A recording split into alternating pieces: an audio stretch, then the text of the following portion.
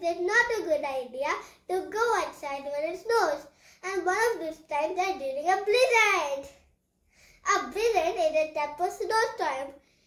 It starts when hot air meets cold air. The cold air pushes the hot air up and takes its place.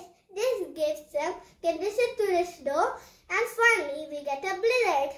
To make sure it's a blizzard, the wind should blow continuously for 3 hours, 55 kilometers per hour, and the visibility should be low while you see from far or even a few meters.